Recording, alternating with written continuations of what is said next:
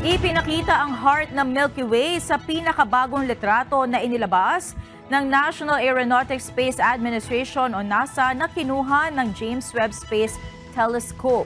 Kasama rito ang isang bahagi ng dense center ng ating galaxy.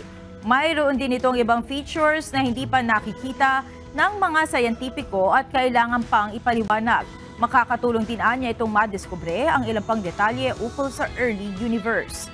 Mayroong estimate na 500,000 stars sa litrato at ang ilan ay protostars na nagde-develop pa lamang upang maging full-fledged stars. Ang star-forming region na tinawag na Sagittarius K ay Sagittarius C ay nasa 300 light years away mula sa gitna ng supermassive black hole na Milky Way, ang Sagittarius A.